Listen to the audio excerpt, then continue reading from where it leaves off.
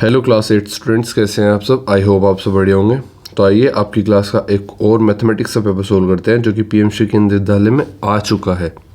PT2 के exams जो अभी आपके 25-26 में चल रहे हैं, अभी जो फ़िलहाल चल रहे हैं 26 के अंदर, वो सेशन है 25-26, उसमें पेपर आ चुका है। तो बिना टाइम वेस्ट किए अपने पेपर के लिए तैयार कर लो। जिस स्कूल में नहीं हुए बाकी सब एनुअल एग्ज़ाम्स के लिए लग जाओ, बहुत ज़्यादा टाइम नहीं है। हम संडे के बाद कोशिश करेंगे मंडे से कि एनुअल एग्ज़ाम्स के आपके पेपर सोल्व करना स्टार्ट कर दें, जिससे कि आपको बेहतर तरीके से तैयारी मिल सके। जो भी बच्चा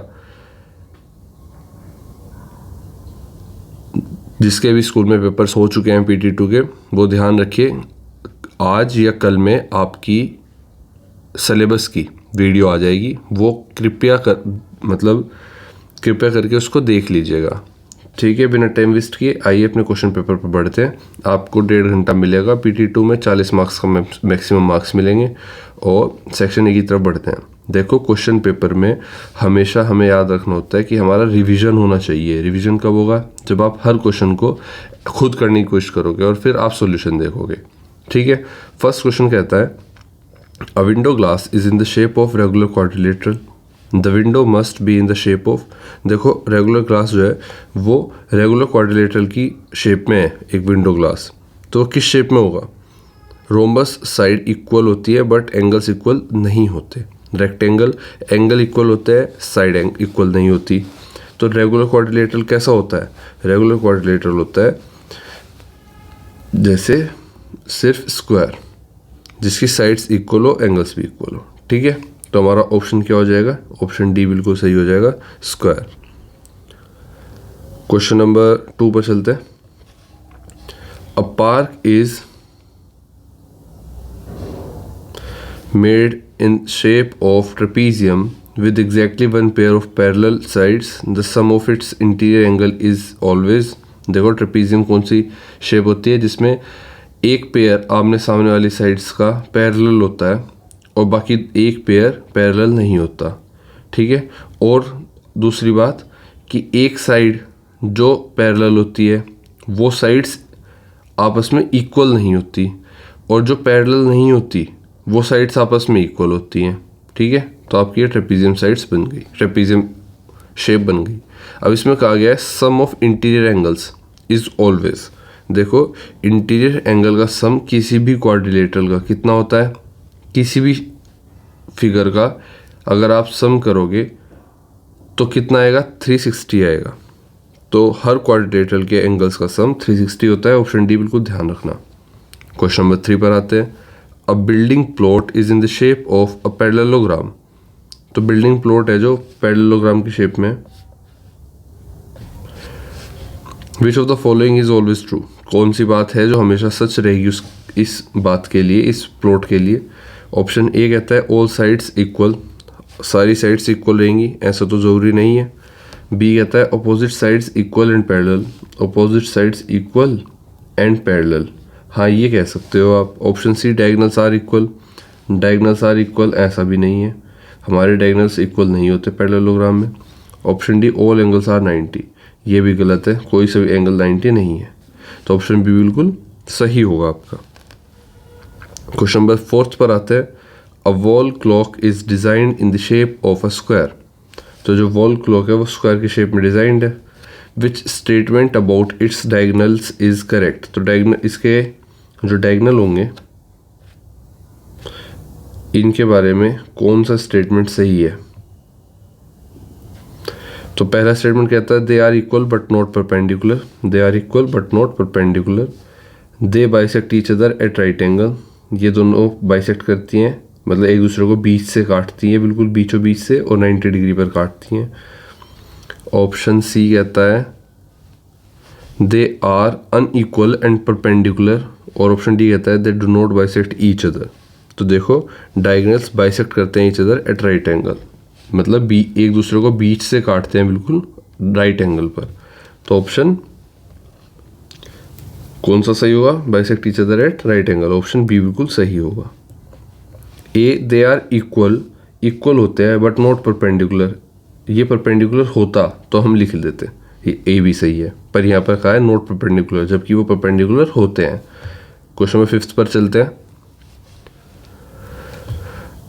the board is in the form of a trapezium. एक बोर्ड है आपके पास, वो ट्रेपीजियम की फॉर्म में है। The non parallel sides are equal in length. तो जो नॉन पैरेलल साइड्स है, ये दोनों तो पैरेलल साइड्स हो गई, नॉन पैरेलल है ये वाली, ये दोनों क्या है, इक्वल है। This trapezium is called right trapezium, parallelogram, scalene trapezium और आइसोसेलेस ट्रेपीजियम। देखो ट्रेपीजियम एक पेयर अगर पैरेलल है, अगर जो साइड्स पैरेलल नहीं है वो इक्वल हो जाए तो उसको क्या बोलते हैं हम, आइसोसेलेस ट्रायंगल। तो ये क्या है, ऑप्शन डी ब्लू सही होगा, आइसोसेलेस ट्रायंगल। क्वेश्चन नंबर 6 पर आते हैं। What can be said about the expressions formed by placing plus and minus science between 4 consecutive numbers. तो क्या होगा, क्या एक्सप्रेशन बनेगा अगर हम 4 कॉन्जिक्यूटिव नंबर कैसे होते हैं, जहाँ से शुरू करोगे लगातार 4, एक के बाद एक के बाद एक आने वाले 4 नंबर लेंगे, अगर उसमें प्लस और माइनस साइन लगाए उनके बीच में, तो इनमें से कौन सा एक्सप्रेशन कहा जाएगा। Option A, the resulting expressions always have even parity. B, the resulting expressions always have odd parity. C, the parity of the resulting expression varies. D, the resulting expressions are always divisible by 5। एक कह रहा है कि वो even आएगा, एक कह रहा है ओड आएगा, एक कह रहा है आंसर डिफर मतलब हर बार अलग आ सकता है, और एक कह रहा है कि वो हमेशा 4 से डिवाइड हो जाएगा। देखो फॉर एग्जांपल आप 4 कॉन्जिक्यूटिव नंबर्स ले लें, अगर हम 7 8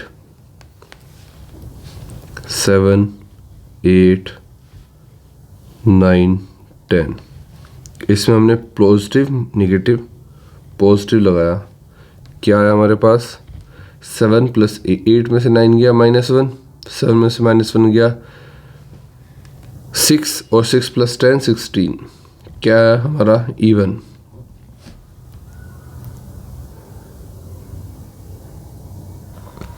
तो देखो यहाँ पर ना कुछ भी आ सकता है, ज़रूरी नहीं है सिर्फ हमेशा इवन ही आएगा। करके देख लेते हैं एक बार और। 7 -8 -9 प्लस 10, तो अभी माइनस में जाएगा।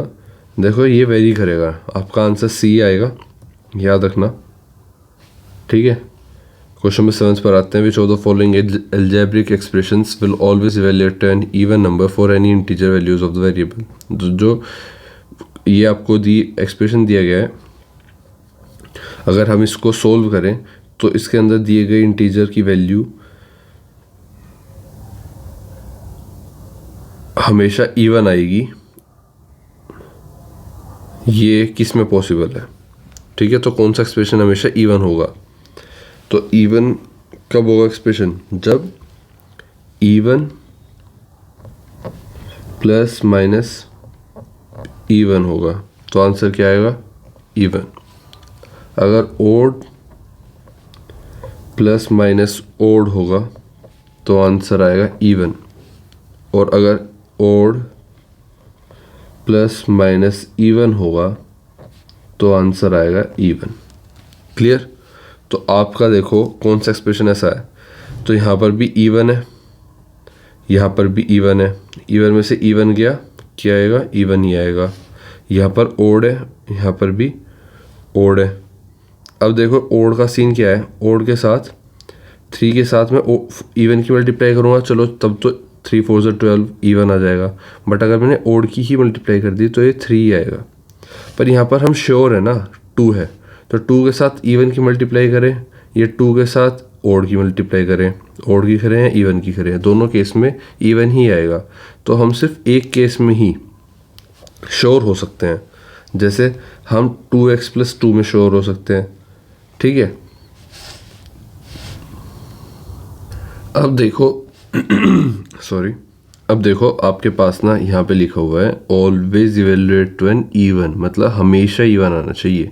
अब हमेशा इवन कब आएगा आप खुद बताओ, जब कभी ओड ना आए। तो आप पेपर में जब कभी कंफ्यूज हो जाओ तो आपको सिंपल से क्या करना है, आपको इसमें किसी ना किसी पॉसिबिलिटी के थ्रू हर ऑप्शन में ओड बनाकर देखना है। जैसे 3g + 5h है, तो 3 इसमें मैं ओड की मल्टीप्लाई कर दूँ, g को 1 मान लूँ प्लस h को भी 1 मान लूँ, h को मैं मान लेता हूँ 2, तो 3 × 1 = 3 प्लस 10 कितना आ गया 13। तो 13 क्या है, ओड है। इसका मतलब है इवन आए या ना आए, ठीक है आ जाएगा इवन भी, लेकिन ये तो श्योर हो गए हम कि ओड आ सकता है, हमेशा इवन नहीं आएगा, ये नहीं होगा आंसर। बी देखते हैं, 2x + 2। तो देखो x को क्या मान लेते हैं हम, x को मान लेते हैं हम 3 या 5। तो 3 × 2 + 2 कितना हो गया, 3 × 2 = 6 + 2 8 इवन आया, ठीक है कोई बात नहीं। और 5 हम इसको 4 मान लेते हैं, 4 × 2 = 8 + 2 10 इवन आएगा। तो यहाँ पर हमेशा क्या आ रहा है, इवन आ रहा है। 2u - 4v में देख लेते हैं, 2 × 3 - 4 × 5, तो 2 3 = 2 कर लेते हैं हम 7, 2 × कर लेते हैं हम 11, 22 - के 4 5 = 20, 2 आ रहा है। और तो आंसर आपका सी और बी में से एक होगा, या दोनों भी हो सकते हैं। अब 6m - 3n में अगर देखें तो m की वैल्यू अगर हमने 1 रख दी तो 6 माइनस और n की वैल्यू भी 1 रख दी 3, 6 - 3 3 होता है, ये भी ओड आ गया। तो 2 में तो हमें साफ दिख गया कि ओड आ सकता है। अब सी, बी और सी बचा। देखो हम एक गलती कर गए, जो हमारे ये 2x है, हमें 2x नहीं है x² है, तो x² + 2 इस टर्म को देखना है हमें। अब इस टर्म में देखो, अगर हम x की वैल्यू 1 रख देंगे तो 1 का स्क्वायर 1 + 2 3, तो ये भी ओड आ गया। तो हमारे पास सिर्फ एक ही वैल्यू बची जो कभी ओड नहीं आएगी, वो है 2u - 4v। ऑप्शन सी बिल्कुल सही है। क्वेश्चन नंबर 8 पर आते हैं, what is the divisibility rule for 9। देखो 9 इतना इंटरेस्टिंग नंबर है कि इसका डिविजिबिलिटी रूल भी उतना ही इंटरेस्टिंग है। देखो क्या 4 ऑप्शंस क्या कहे हैं। पहला कहा गया है the sum of the digits at all places must be divisible by 11। दूसरा कहा गया है the difference between the sum of digits at even places and the sum of the digits at odd places must be divisible by 11। अच्छा, हम question number 8 पर हैं, 9 की divisibility rule देख रहे हैं। ऑप्शन ए कह रहा है कि number is divisible by 9 if its unit digit is 9 और 0। बी कहता है a number is divisible by 9 if the sum of its digit is divisible by 9, ठीक है। सी कहता है number is divisible by 9 if it is an even number. और D कहता है a number is divisible by 9 if its last 2 digits are divisible by 9। तो देखो सी और डी तो नहीं है, क्लियर। अब आप आते हैं ए और बी पर। ए में कहा गया है number is divisible by 9 if its unit digit is 9 और 0। यूनिट डिजिट का मतलब है कि 4 3 2 7 9 यूनिट डिजिट ये है। अगर ये 9 या 0 है तो ये 9 से डिविजिबल होगा, बिल्कुल नहीं, ऐसा बिल्कुल नहीं है। बल्कि क्या है, नंबर कब डिविजिबल बाय 9 होगा, जब उसका सम ऑफ डिजिट्स 9 से डिवाइड हो जाएगा। सम ऑफ डिजिट कैसे, जैसे 4 3 9 5 2 7। अब ये एक डिजिट है, अब आपको बताना है कि ये 9 से डिवाइड होती है नहीं। तो डिजिट्स का सम देखो, 4 + 3 + 9 + 5 + 2 + 7। अब 4 3 7 7 9 16 16 5 21 2 23 23 और 7 30। क्या ये 9 से डिवाइड हो जाएगा, नहीं। लेकिन अगर यहाँ पर ये डिजिट क्या होती, ये होती 7 6, ये डिजिट होती है आपकी, तो +6 करते हैं जो कि आपका 36 हो जाता, ये 9 से डिवाइड हो जाता, मतलब ये पूरी टर्म 9 से डिवाइड हो जाती है। तो डिजिट का सम। अब इसमें भी आप क्या कर सकते हो शॉर्ट फॉर्म में, कि जहाँ पर 9 बन रहा है वो 9 काट सकते हो। जैसे ये 9 बन गया, 2 और 7 का 9 बन गया, 4 और 5 का 9 बन गया, 3 और 6 का 9 बन गया। इसका मतलब है ये फिगर, ये पूरी डिजिट, पूरा नंबर 9 से डिवाइड हो सकता है। तो ऑप्शन बी बिल्कुल सही होगा। ऑप्शन बी करेक्ट आंसर है। क्वेश्चन नंबर 9 पर आते हैं, what is the general rule for determining divisible by 11 using place values. तो अब देखो प्लेस वैल्यू का यूज़ करके 11 का डिविजिबिलिटी रूल बताना है आपको। 11 का डिविजिबिलिटी रूल और भी सिंपल है। 4 3 7 9 5 आपके सामने एक वैल्यू है ठीक है, एक नंबर है। अब आपको बताना है क्या ये 11 से डिवाइड हो जाएगा। आपको क्या करना है, अल्टरनेट नंबर्स लेने हैं। अल्टरनेट मतलब 4 7 5 हो गया, 4 + 7 + 5 एक हो गया। दूसरा आपको फिर से अल्टरनेट जो बचे हुए हैं वो लेने हैं, 3 और 9 बचा, 3 + 9। अब जो अल्टरनेट नंबर्स ये वाले हैं और अल्टरनेट नंबर्स ये वाले हैं, इनका डिफरेंस 11 से या तो डिवाइड हो जाना चाहिए या फिर 0 आना चाहिए। तो 4 7 कितना होता है, 11, और 5 16, 16 - 3 और 9 12, 12 कितना बचा, 4। तो 4 ना ही 0 है और ना ही 11 से डिवाइड हो सकता, तो ये नंबर 11 से डिवाइड नहीं होगा। अब बात करते हैं 1 2 1 की। तो 1 2 1 में अल्टरनेट नंबर कौन से हैं, 1 1, तो 1 + 1 और डिफरेंस किसके साथ करना है, 2 के साथ। 2 माइनस करेंगे तो कितना आ जाएगा, 0। तो ये 11 से डिविजिबल है। तो अब 11 का देख लेते हैं, ये किस में लिखा है, the sum of the digits और at all places must be divisible by 11। गलत। The difference between the sum of digits at even places and the sum of digits at odd places must be divisible by 11, बिल्कुल सही है। The difference between the sum of digits at place values that are one more than a multiple of 11 and the sum of digits at place values that are one less than a multiple of 11 must be a multiple of 11, and D the last digit must be 1। देखो ये सब गलत है, सिर्फ B सही है। इसमें कहा गया है कि सम ऑफ डिजिट्स जो इवन प्लेस पर है, मैंने भी अल्टरनेट प्लेस पर बताया आपको। अब अगर आपके सामने 5 7 9 8 1 6 है कोई वैल्यू, अब इसमें हमारे इवन और ऑड प्लेसेस कौन से हैं, ये आपके ऑड प्लेसेस हैं, ऑड प्लेसेस, और ये आपके इवन प्लेसेस हैं।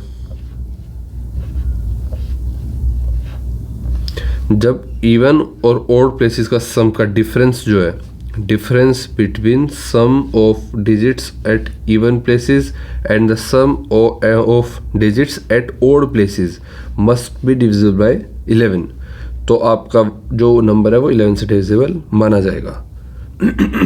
सॉरी, तो सेकंड ऑप्शन बिल्कुल सही है आपका। क्वेश्चन नंबर 10th पर आते हैं। 10th क्वेश्चन कहता है, what can be said about the statement the sum of a multiple of 6 and a multiple of 3 is a multiple of 9। क्या ये बात सही है? देखो, जो मान लीजिए 6 कोई है, वैल्यू है 6, इसका मल्टीपल और 3 का मल्टीपल का सम क्या मल्टीपल ऑफ 9 होगा? आप चेक कर लेते हैं। 6 + 3, हाँ ये तो 9 के मल्टीपल है। 6 का मल्टीपल है 18 और 3 का मल्टीपल है 27। क्या ये दोनों 9 के मल्टीपल होंगे? जी हाँ। अगर हम बात करें 6 12 और 3 15, क्या मल्टीपल होंगे? जी हाँ, ये होंगे 12 15 27, 9 3 27। तो इससे हमें पता चलता है कि हो सकता है, और एक बार ऐसा देख लेते हैं क्या नहीं भी हो सकता। तो 6 4 24 प्लस 3 2 6, तो 3 का मल्टीपल 6 है और 6 का मल्टीपल 24 है, टोटल हो गया 30, जो कि 9 से डिवाइड नहीं हो सकता। इसलिए समटाइम्स इट इज़ ट्रू और समटाइम्स इट इज़ फॉल्स। तो समटाइम्स ट्रू आ जाएगा आपका, ऑप्शन बी बिल्कुल सही आ जाएगा आंसर। सेक्शन बी की तरफ बढ़ते हैं। Question number 11th, state 2 special property of a square that differentiate it from a rectangle. तो 2 प्रॉपर्टी बतानी है आपको स्क्वायर की जो कि रेक्टेंगल से डिफरेंट हो। देखो, स्क्वायर की ऑल साइड्स आर इक्वल,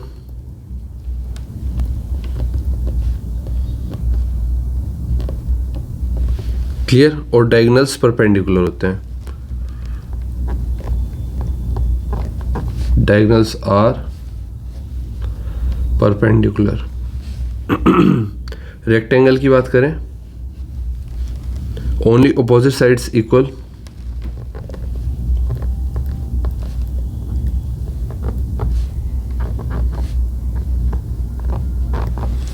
और डायगोनल्स परपेंडिकुलर नहीं होते।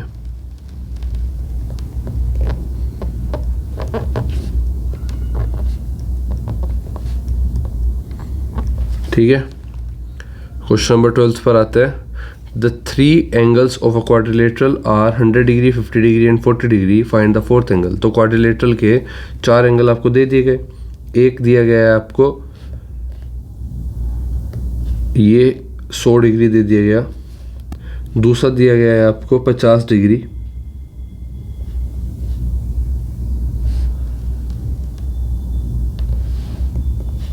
ये आपका क्वाड्रिलेटरल है। इसमें आपको एक 50 डिग्री दे दिया गया। ठीक है, एक आपको दे दिया 40 डिग्री। अब चौथा एंगल आपको बताना है, फाइंड द 4th एंगल। देखो क्वाड्रिलेटरल के एंगल का सम कितना होता है 360। तो अगर ऐसा है, हालांकि ऐसा हो नहीं सकता, पॉसिबल नहीं है, पर फिर भी हाइपोथेटिकल सिचुएशन दे दी गई है। अब होना क्या था, इन दोनों एंगल का भी सम, इसका और इसका 180 होना चाहिए, इसका और इसका भी 180 होना चाहिए, इसका और इसका भी 180 होना चाहिए, और इसका और इसका भी 180 होना चाहिए। जैसे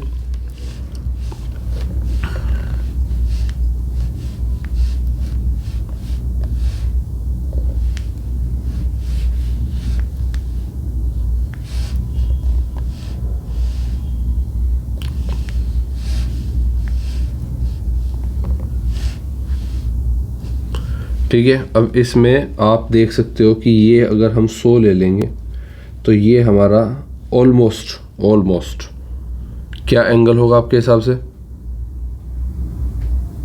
कि ये कुछ भी हो सकता है। ये कब होगा, जब 2 लाइन पैरेलल होंगी और एक ट्रांसवर्सल जाएगी, तो जो एंगल बनेंगे इंटीरियर एंगल वो 180 डिग्री होगा। ठीक है, तो हमें पता चल जाएगा ये पैरेललोग्राम है। लेकिन अगर आड़ी तिरछी शेप होगी तो उसमें एंगल कोई भी हो सकते हैं। अब जैसे हमें कहा गया एक 100 है, एक हमारा बताना, एक 50 है, एक 40 है, चौथा बताना है। तो सम ऑफ ऑल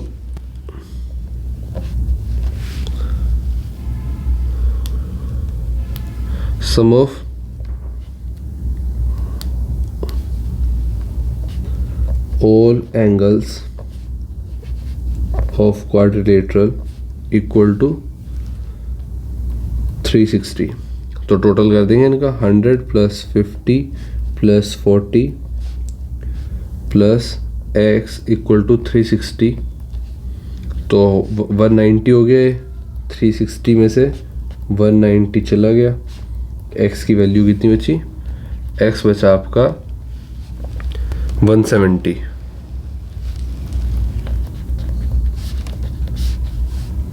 क्लियर।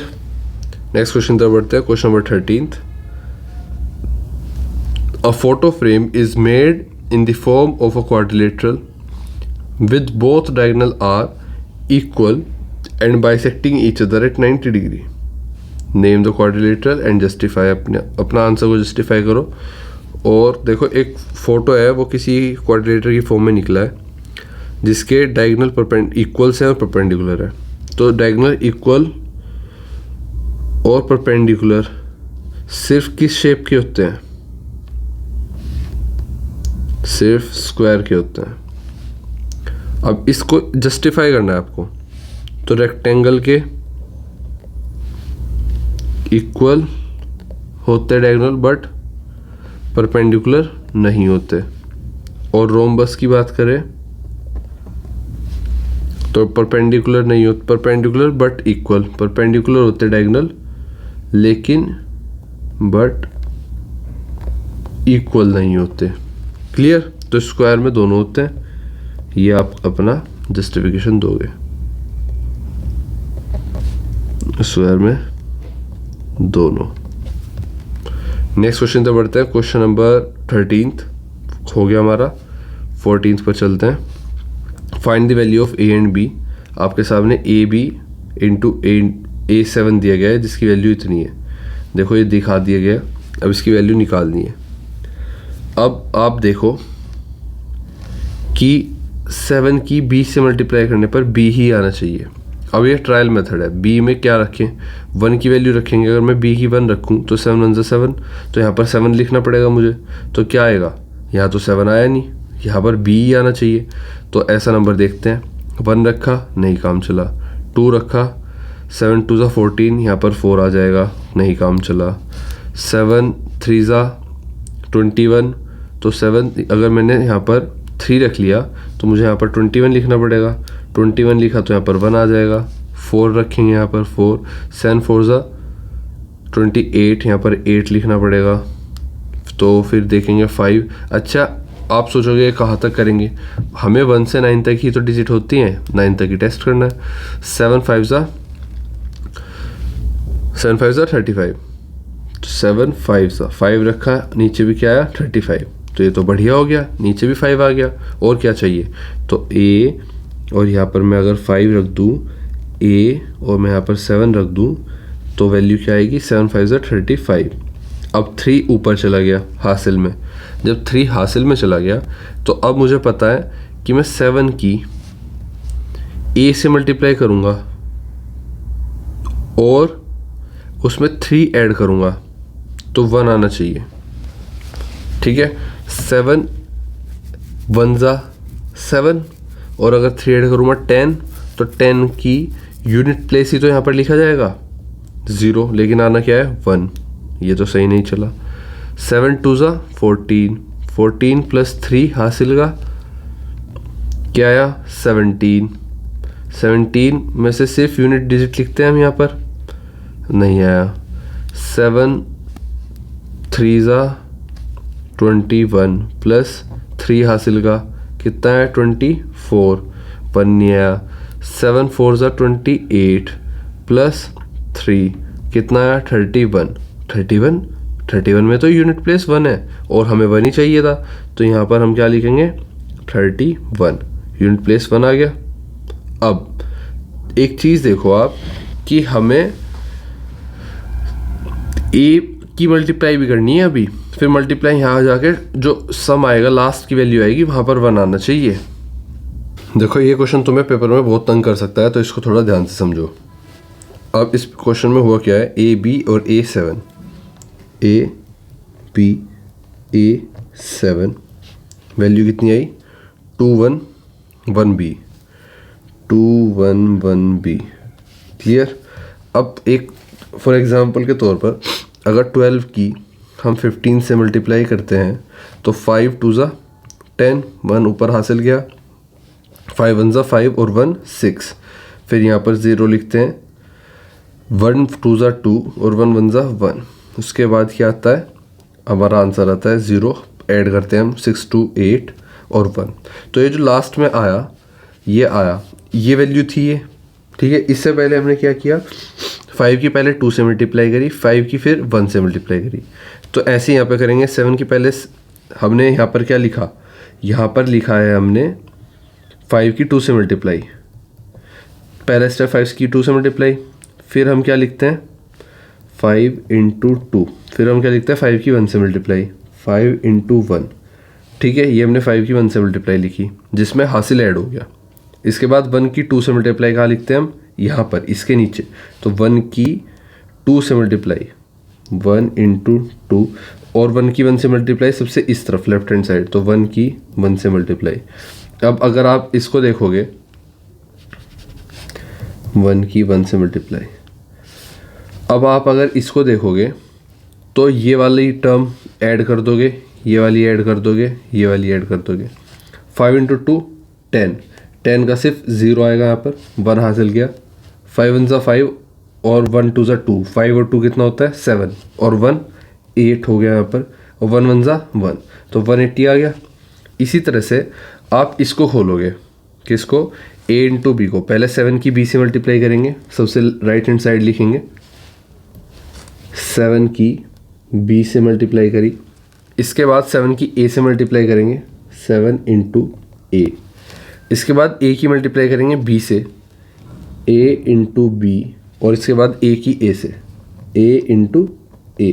आपको पता है इसको अगर हम ऐड कर देंगे वैल्यू निकाल के, तो हमारा आंसर आ जाएगा। अब आंसर कैसे आएगा? आपको पता क्या चीज़ें पता है? आपको जो चीज़ें पता है वो क्या है कि यहाँ पर वैल्यू b ही आएगी, ठीक है। यहाँ पर वैल्यू b आएगी, यहाँ पर 1 आएगी, यहाँ पर भी 1 आएगी और यहाँ पर 2 आएगी। अब इस वैल्यू को लाने के लिए आप एक चीज़ देखो कि 7 में किसकी मल्टीप्लाई करें कि b आ जाए। 7 में किसकी मल्टीप्लाई करें कि उसी की यूनिट डिजिट आ जाए। तो 7 में है तो 0 की मल्टीप्लाई कर लो आप, 7 में 0 की मल्टीप्लाई कर लो तो 7 0 0 आ जाएगा, b भी 0 आ जाएगा। या फिर 7 में आप 1 से लेके 9 तक मल्टीप्लाई करके देखोगे, हमने अभी देखा था कि 7 से 5 से मल्टीप्लाई करेंगे तो क्या आएगा 35 आ जाएगा। मतलब यहाँ पर भी b 5 आ गया, तो हमें b की वैल्यू तो मिल गई 5 है। क्लियर? अब 7 5 35, 5 तो 3 कहाँ पर गया? हासिल में। अब हमें क्या लाना है? वैल्यू लानी है हमें 1, यूनिट डिजिट लानी है 1। तो 7 की किस में मल्टीप्लाई करें कि हमारे उसी नंबर की अगर b से मल्टीप्लाई करके ऐड कर दें। जैसे 7 की किस से मल्टीप्लाई करें और उसका फिर एडिशन a से। a वही नंबर है जिससे 7 की मल्टीप्लाई करी थी, उसकी मल्टीप्लाई फिर 5 से करें। b तो हमारा आ ही गया, हमारा 5 है। और इसका जो इसमें हासिल भी जोड़ दे, 3 भी जोड़ दिया, तो हमारा यूनिट डिजिट 1 आनी चाहिए। अब देखो 7 1 7, ठीक है। 1 की 5 से करी 5 प्लस 3 कितना हो गया? 5 3 8 और 7 15। तो 15 में यूनिट डिजिट 5 आई, ये नहीं हो सकता।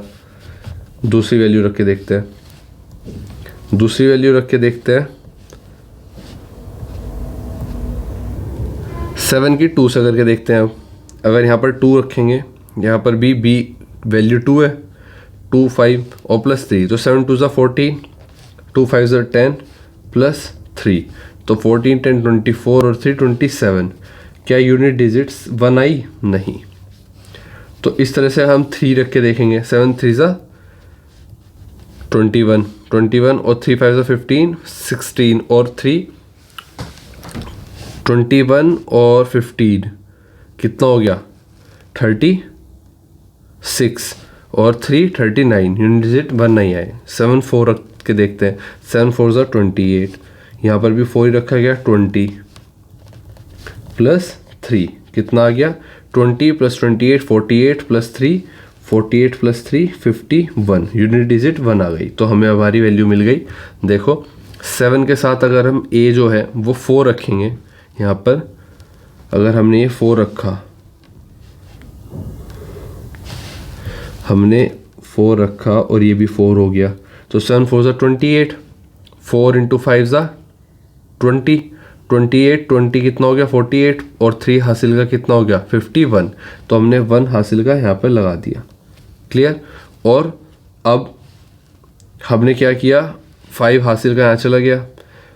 a इंटू a क्या था? 4 4 4 16, 16 ये आ गया और हासिल का 5 कितना हो गया? 21। तो 21 वैल्यू रख दी। तो हमारे आंसर क्या आ गया? a की वैल्यू हमारी 4 आ गई और b की वैल्यू हमारी 5 आ गई। अब इसको दोबारा से चेक करके देख लेते हैं। a की वैल्यू 4, b की वैल्यू 5। हमारे पास था AB A7, AB A7, जिसमें हमने a की वैल्यू 4 5, b की वैल्यू 5 और b की वैल्यू a की वैल्यू 4 और ये 7 पहले से था। मल्टीप्लाई करेंगे। 7 5 35, 3 ऊपर हासिल में गया। 7 4 28, 3 31। मल्टीप्लाई यहाँ पर ऐसे लिख देंगे क्योंकि 0 माना जाएगा। 4 5 20, 2 हासिल का गया और 4 4 16 और 16 और 2 कितने होते हैं? 16 और 2 18। तो हम यहाँ पर 18 लिखेंगे, जिसमें ये हमारा 5 आ गया, ये हमारा 1 आ गया, ये हमारा 3 और 8 11 आ गया और 1 ऊपर जाके क्या हो गया? 1 और 1 2 हो गया। तो हमारा आंसर क्या आ गया? 2115। बिल्कुल सही है। इस तरह से आप अपने क्वेश्चन को करोगे। क्वेश्चन नंबर 15 पर आते हैं। If 31y5 is a multiple of 3 where y is a single digit, what could be the value of y? देखो 3y/5, 3 का अगर आपको निकालना है कि मल्टीप्लिकेशन कैसे हम डिविजिबिलिटी रूल निकालते हैं, तो sum of this digit would be divisible by 3। तो 3 + 1 + y + 5, तो 3 1 4, 4 + 5 9। क्लियर। अब 9 के बाद 9 तो 3 से डिवाइड हो सकता है, 9 में क्या ऐड करेंगे वो पूरी टर्म 3 से डिवाइड हो जाए। तो 9 में हम एटलीस्ट क्या करेंगे, 3 ऐड करेंगे तो 12 हो सकता है। तो y की वैल्यू 3 आ सकती है, y की वैल्यू 0 आ सकती है, y की वैल्यू आपकी 6 आ सकती है और y की वैल्यू आपकी 9 आ सकती है। तो y की वैल्यू क्या हो गई, y की वैल्यू हो गई 0 3 6 9। क्वेश्चन नंबर 16 पर आते हैं। In the given figure, number 16 में अब शायद आवाज़ बेहतर आ रही होगी।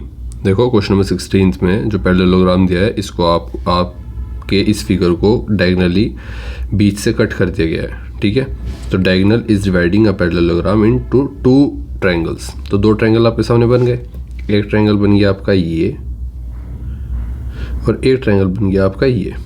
अब इसमें ध्यान देने वाली बात क्या है कि आपसे कहा गया है कि इन दोनों ट्रायंगल को find any 3 equal corresponding part of 2 triangles formed. जो 2 ट्रायंगल आपके बने हैं, इसमें 3 कोरस्पॉन्डिंग पार्ट ढूंढने हैं आपको। देखो कोरस्पॉन्डिंग पार्ट ढूंढने के लिए एक तो चीज़ आप ये कर सकते हो, आमने सामने वाली लाइन्स पैरेलल है, ये भी पैरेलल है, ये भी पैरेलल है, ये भी पैरेलल है और ये भी पैरेलल है, ये भी इक्वल है, ये भी इक्वल है, ये भी इक्वल है, ये भी इक्वल है। तो 2 पार्ट तो ये हो गए, 2 साइड्स हो गई, और एक हो गया डायगोनल खुद। जब आप इस फिगर को बीच से काटेंगे तो दोनों फिगर के पास सेम लेंथ का डायगोनल आ जाएगा, आएगा या नहीं आएगा, सेम लेंथ का डायगोनल आ जाएगा। तो इससे क्या होगा कि हमें 3 चीज़ें मिल जाएंगी। क्या, एक ये साइड, एक ये साइड, एक ये साइड। तो साइड साइड साइड प्रॉपर्टी से, किससे, by side side side criteria of congruency, by side side side criteria of congruency, we have triangle ABC is congruent to triangle ADC। एक चीज़ और, ये एक और चीज़ तरह से कर सकते हो आप। 3 पार्ट तो ये ढूंढे आपने, 3 पार्ट और क्या ढूंढ सकते हो कि देखो ये अल्टरनेट इंटीरियर एंगल बना रहे हैं, है ना, ये वाला इसके इक्वल होगा, ये वाला इसके इक्वल होगा। अब इसमें आप देखो एंगल, और फिर ये वाला एंगल इसके इक्वल, ये वाला एंगल इसके इक्वल, ब्लू वाला ब्लू के इक्वल, रेड वाला रेड के इक्वल, और बीच का डायगोनल क्या है, दोनों इक्वल ही हैं। तो एंगल साइड एंगल ये भी लगा सकते हो आप। ठीक है, तो 3 पार्ट आपको ढूंढने थे, और 3 पार्ट आपने दोनों तरीके से दिखा दिए। कोई एक तरीके से आप दिखा सकते हो, इससे आपका क्या हो जाएगा, कॉन्ग्रुएंट प्रूफ हो जाएंगे दोनों ट्रायंगल, ये वाला भी और ये वाला भी। क्वेश्चन नंबर 17 पर आते हैं।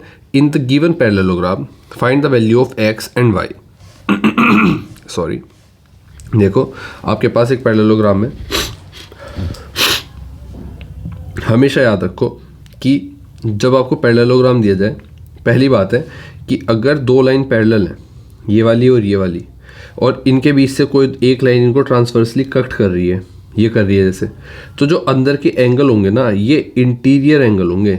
ठीक है, इंटीरियर एंगल्स और ऑलवेज सप्लीमेंट्री। ठीक है, तो इनका सम क्या होगा, हमेशा 180 डिग्री होगा। तो यहाँ पर 80 डिग्री दिया गया है और ये x है, x, अगर ये x प्लस 80 डिग्री 180 डिग्री होगा तो x की वैल्यू कितनी आ जाएगी, 180 माइनस के 80, तो x की वैल्यू 100 डिग्री आ जाएगी। अब ये x है, अब ये क्योंकि ये भी पैरेलल है, ये भी पैरेलल है, और इस लाइन को आगे बढ़ा दिया गया है, तो जब 2 पैरेलल लाइंस को ट्रांसवर्सली कोई लाइन कट करती है, फिर से ये लाइन कट कर रही है 2 लाइन को, 2 पैरेलल लाइंस को, तो ये एंगल किसके इक्वल हो जाएगा, ये एंगल इक्वल हो जाएगा इस एंगल की। क्यों, क्योंकि ये अल्टरनेट इंटीरियर एंगल है। ये अल्टरनेट इंटीरियर एंगल हो गए। तो अल्टरनेट इंटीरियर एंगल क्या होते हैं? हमेशा इक्वल। तो x equal to y since alternate interior angle. Clear? Next question तक बढ़ते हैं। Question number 18th।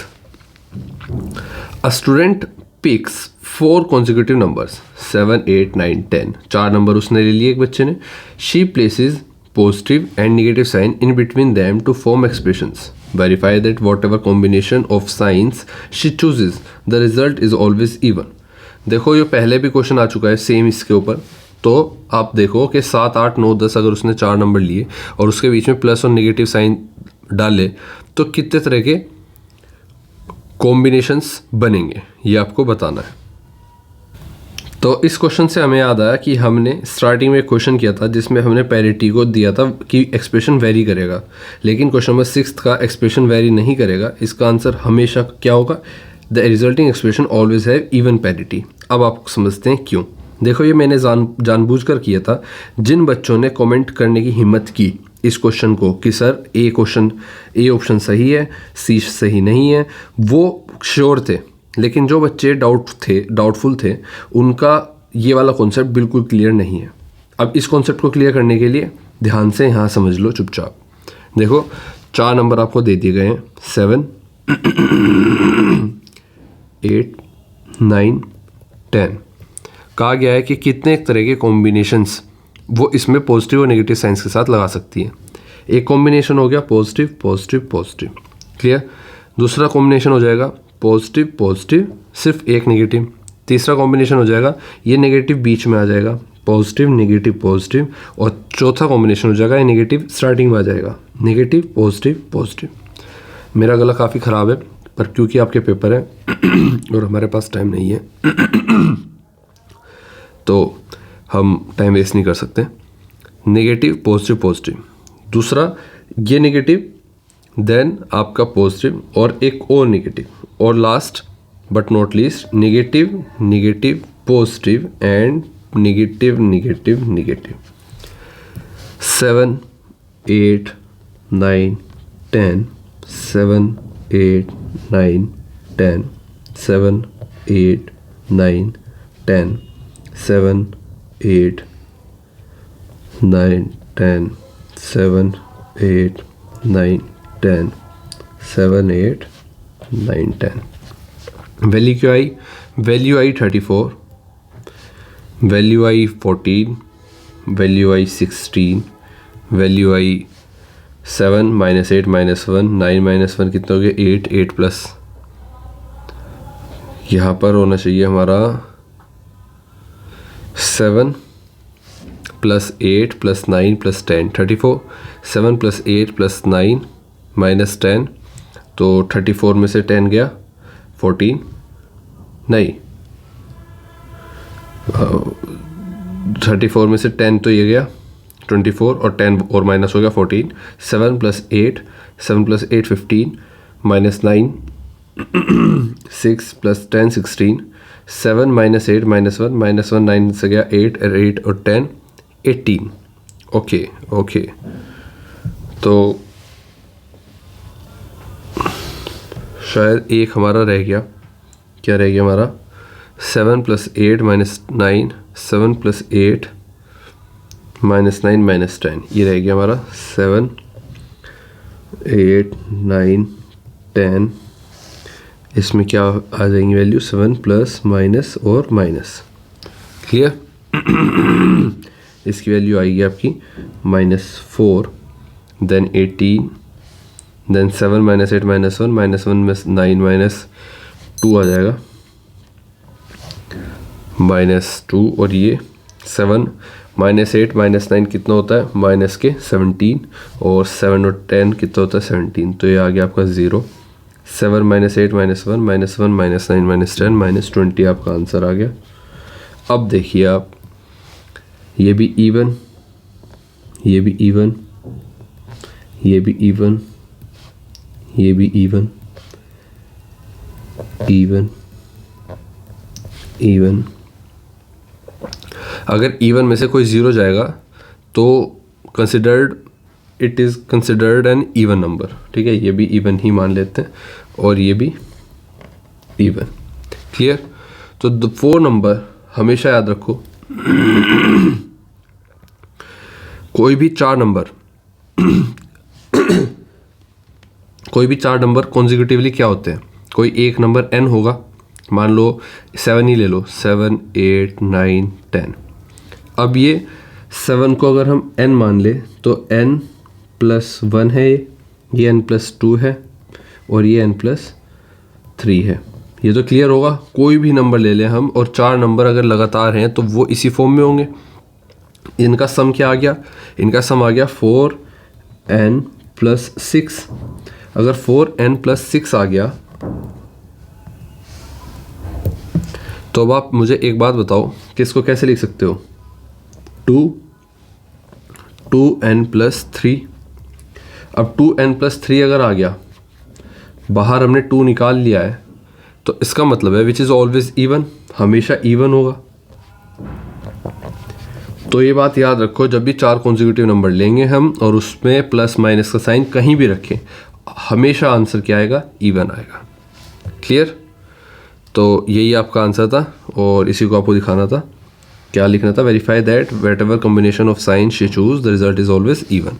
तो आप ये लाइन लिख देंगे। और अगर आपको थोड़ा सा लिखना है तो the 4 numbers are n+1 n+2 n+3 their sum is 4n+6 equal to 2 bracket में 2n+3 जो दिखाया गया है, which is always even because adding और subtracting because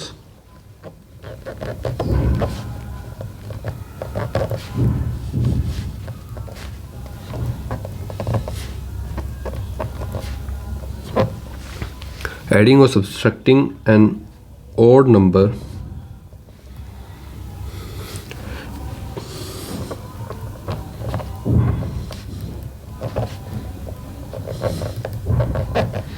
changes the parity, मतलब even to odd or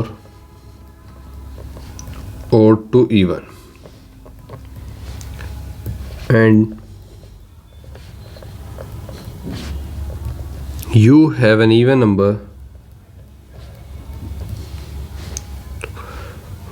of odd integers which is 2 7 and 9. The changes cancel each other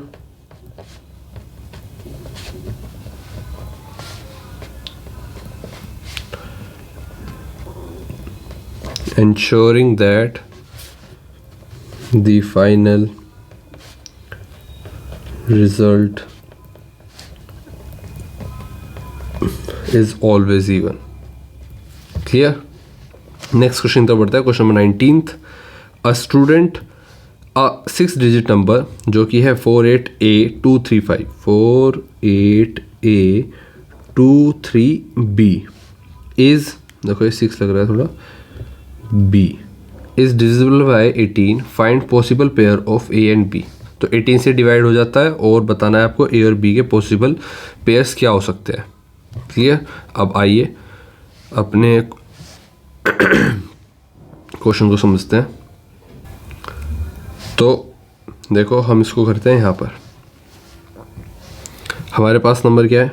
48A23B। Clear?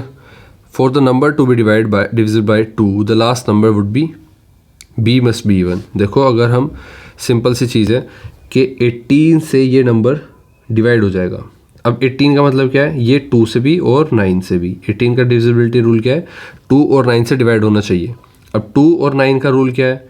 अगर 2 को देखें तो सिर्फ B 2 से डिवाइड हो जाना चाहिए, और 9 का रूल देखें तो इस पूरी डिजिट के सम 9 से डिवाइड हो जाना चाहिए। ठीक है, इसका डिजिट सम 9 से डिवाइड होना चाहिए। अब for the number to be divisible bye 2 the last digit would be even, और डिविजिबिलिटी रूल के लिए ये 4 + 8 + A + 2 + 3 + B इक्वल टू कितना आ जाएगा? 17 + A + B ये नंबर किससे डिवाइड होना चाहिए? 9 से। This must be divide by 9। Clear? तो इसको टेस्ट करने के लिए बी और ए को वैल्यू पुट करके देखेंगे। ठीक है, तो फॉर बी अगर हम 0 से स्टार्ट करें, पहले हम बी को 0 रख लें तो क्या बन जाएगा? सम बनेगा आपका। और ए को क्या रखना? पहले बी को 0 रखते हैं। एक सेकेंड, मैं पेज ऐड कर लूँ इसमें। तो बी की हम क्या क्या वैल्यू रख सकते हैं? 0 रख सकते हैं, 2 रख सकते हैं, 4 रख सकते हैं, 6 रख सकते हैं और 8 रख सकते हैं। बी की अगर ये वैल्यू रखेंगे तो ही हम पूरी वैल्यू को मानेंगे कि वो 2 से डिवाइड हो सकता है। क्लियर? तो बी की अगर इतनी वैल्यू रखें, अगर हमने फॉर बी इक्वल टू 2 है, ठीक है, तो सम क्या हो जाएगा? सम हो जाएगा आपका 17 प्लस ए प्लस पहले 0 रखते हैं, पहले 0 रखना था ना, 0 रखा तो 17 plus A plus 0 which is 17 plus A. और 17 प्लस ए ऐसा नंबर होना चाहिए जो 9 से डिवाइड हो जाए। तो find a such number that 17 plus A is divisible by 9।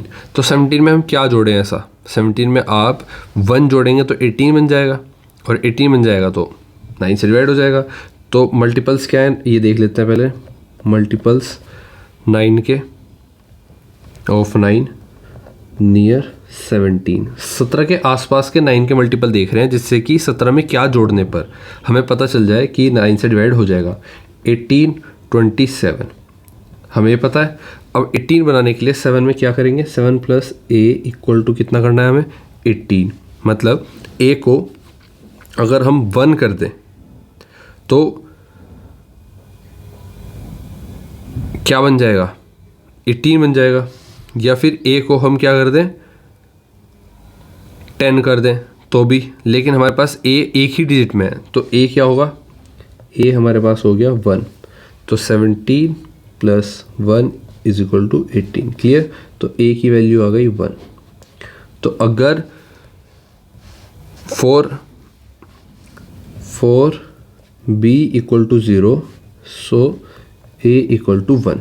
ऐसे ही आप सबका निकालेंगे। अगर जैसे बी 2 के निकाल ले, बी इक्वल टू 2 के लिए निकालते हैं तो सम कितना था? सम हो जाएगा 17 प्लस ए प्लस 2 जो कि हो गया 19 प्लस ए। तो 19 से बड़ा कौन सा मल्टीपल है 9 का? 27। 27 बनाने के लिए 19 में कितना ऐड करना होगा? 8। 27 बनाने के लिए 19 के पास प्लस करना होगा हमको 8 विच इज़, तो for b equal to 2 so a equal to 8। ठीक है? इसी तरह से जब आप आगे बढ़ोगे तो आप क्या देखोगे कि आप लिस्ट करोगे सारे। 0 के लिए क्या आया? 0 अगर ये ए और बी है, बी की वैल्यू अगर 0 रखेंगे, ए क्या आया था? 1। बी की वैल्यू 4 रखोगे तो ए की वैल्यू क्या आई थी? 8। बी की वैल्यू 6 रखोगे तो क्या वैल्यू आएगी? बी की वैल्यू यहाँ पर 2 रखी थी हमने तो 8 आया।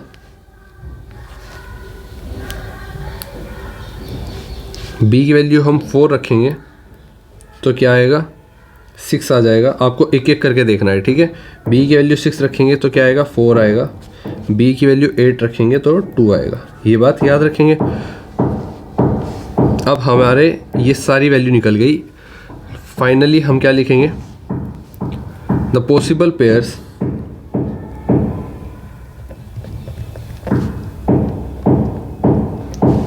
Pairs of values for AB such that 4, 8, A, 2, 3b is divisible by 18r.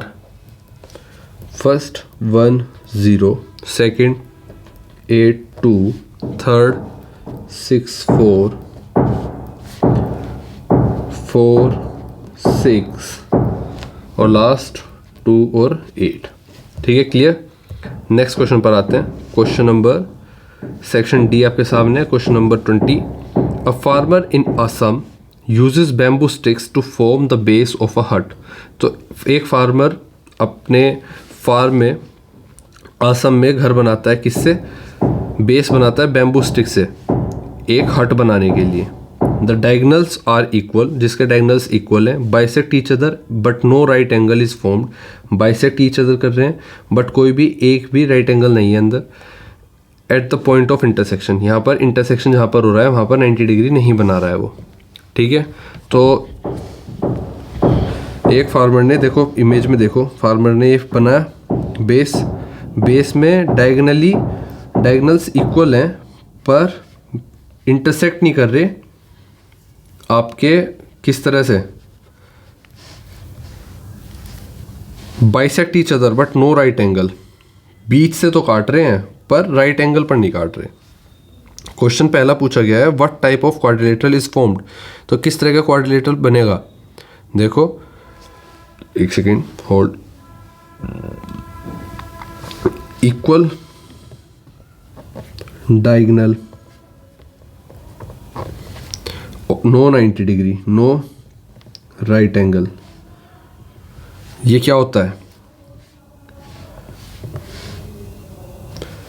इस रेक्टेंगल के अंदर डायगनल तो इक्वल होते हैं पर क्या ये आपस में एक दूसरे को 90 डिग्री पर काटते हैं? नहीं. तो आपकी शेप क्या होगी? क्वाड्रिलेटरल की शेप का होगा रेक्टेंगल का. सेकंड क्वेश्चन पूछता है if the diagonals intersect at 90 degree what type of quadrilateral will be formed. अगर ये 90 डिग्री पर होंगे तो क्वाड्रिलेटर कैसा होगा? स्क्वायर होगा.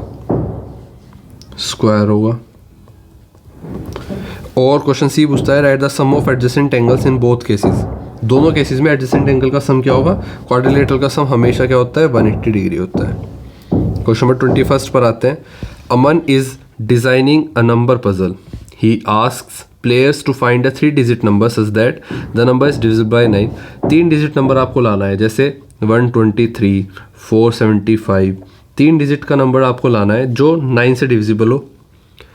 जो the digits of number are ascending order, छोटे से बड़े की तरफ हो. असेंडिंग मतलब छोटे से बड़े की तरफ ऐसी डिजिट हो. 2, 4, 7, 9, 2, 3, 5, 6. तो छोटे से बड़े की तरफ ascending. Divisible by 9. Third point है the sum of the digit is 18. तो आप कैसे कर सकते हो? Sum of the digit is 18. अब देखते हैं. अगर हम बात करें कि ऐसा कौन सा नंबर होगा. क्वेश्चन नंबर फर्स्ट पूछा इसके बिहाफ पर what rule helps us check if a number is divisible by 9. तो कैसे पता चला है? पता चलता है डिविजिबिलिटी रूल 9 का क्या है कि उनका डिजिट सम 9 से डिवाइड हो जाना चाहिए. देखो ये क्वेश्चन काफ़ी मुश्किल है आपको समझने के लिए. मैंने बताया डिविजिबल बाय 9, सम 18 और असेंडिंग ऑर्डर में. 3 कंडीशन तो ये रही. इसके बाद पहला क्वेश्चन आपसे कहा गया है what rule helps us check if a number is divisible by 9. तो कौन सा रूल हेल्प करता है? तो आप लिखेंगे ए का आंसर. ए का आंसर लिखेंगे a number is divisible by 9 if the sum of all its digit is divisible by 9. If the sum is a multiple of 9, for example 9, 18, 27. Then the original number is also divisible by 9. ठीक है, तो कहा गया है number की सभी digit का सम या तो 9 या 9 के किसी मल्टीपल से अगर डिवाइड होता है या उनका सम आ जाता है तो वो 9 से डिवाइड हो जाएगा. एक चीज़ बी ऑप्शन में कहा गया है आपसे कि ऐसा possible 3 digit even number, 3 digit even number से क्या तात्पर्य है कि यूनिट प्लेस जो होगा ना ये अपने आप में क्या होगा, इवन नंबर होगा. और हमारे पास अगर 3 डिजिट नंबर निकालना है तो आपको पता है फर्स्ट डिजिट क्या है. फर्स्ट डिजिट आपको माननी होगी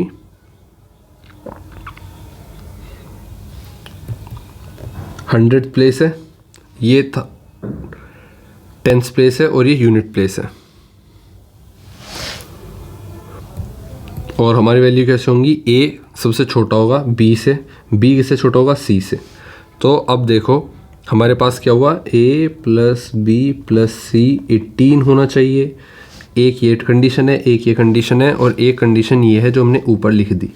3 कंडीशन. चौथी कंडीशन है कि ये इवन होना चाहिए, ये वाली कंडीशन. तो 4 कंडीशन लग गई.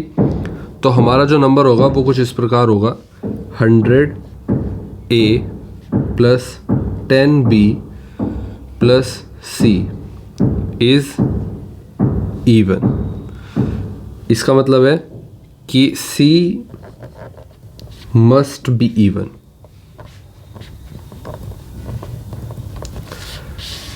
भाई C क्यों इवन होना चाहिए, क्योंकि ये पूरा नंबर इवन कहा गया है. तो लास्ट का यूनिट प्लेस इवन होगा तो सारा नंबर इवन होगा.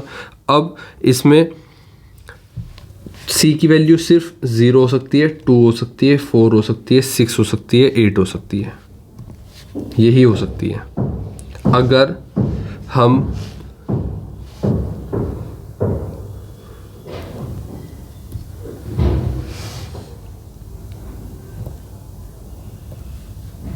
हम C की वैल्यू 8 ले लें, if C equal to 8 then A plus B equal to 10. क्योंकि देखो A plus B plus C का सम 18 होना चाहिए. C की वैल्यू 8 ले ली तो A प्लस B का सम कितना होगा, 10 होना चाहिए. अब 10 होने के लिए आपको पता है कि 2 ही पॉसिबिलिटी है. पॉसिबल पेयर्स कौन से हैं, 3 और 7 या फिर 4 और 6. 3 और 7, 4 और 6, या आप कह सकते हैं 2 और 8, ये भी हो सकता है.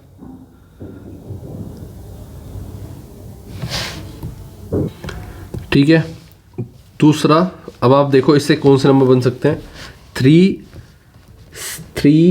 7 और 8, 2, 8, 8 और 4, 6, 8. तीनों का सम 3, 7, 10 और 8, 18, 2, 8, 10, 8, 18, 4, 6, 10, 8, 18. तीनों 9 से डिवाइड हो जाएंगे, 18 टोटल सम 18 आ रहा है और तीनों ही इवन नंबर है. क्लियर. लेकिन एक चीज़ इसमें क्या नहीं है, देखो ये भी असेंडिंग ऑर्डर में है, ये भी असेंडिंग ऑर्डर में है, पर ये असेंडिंग ऑर्डर में नहीं है, ये दोनों इक्वल हो गए, तो ये वाली टर्म हम नहीं लेंगे. ठीक है, ये दो. अब हमारे पास 2 नंबर बचे ये सिर्फ. अब चेक कर लेते हैं, हमने C की वैल्यू 8 रखी, लेकिन हम 2, 4, 6 भी तो रख सकते थे. जैसे ही हम C की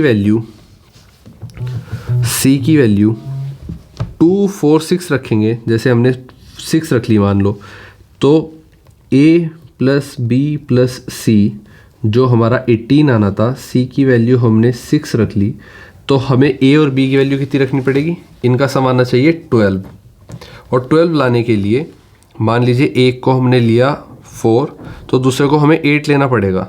तो 8 B आ नहीं सकता क्योंकि हमें असेंडिंग ऑर्डर में लिखना है, मतलब C सबसे बड़ा नंबर होना चाहिए. तो C सबसे बड़ा नंबर सिर्फ एक ही कंडीशन में होगा, जो कि कंडीशन आपकी 8 के साथ बैठती है. वरना अगर आप 6, 4, 2 लोगे तो ए या बी में से कोई ना कोई सा सी से बड़ा रखना पड़ेगा, जिसकी वजह से वो कंडीशन फुलफिल नहीं होगी। तो सिर्फ 2 ही नंबर आ सकते हैं आपके, 378 और 468। क्लियर? तो इस तरह से हम अपना आंसर लिखेंगे। The possible 3 digit even number that satisfy all the conditions of the puzzles are 378 and 468।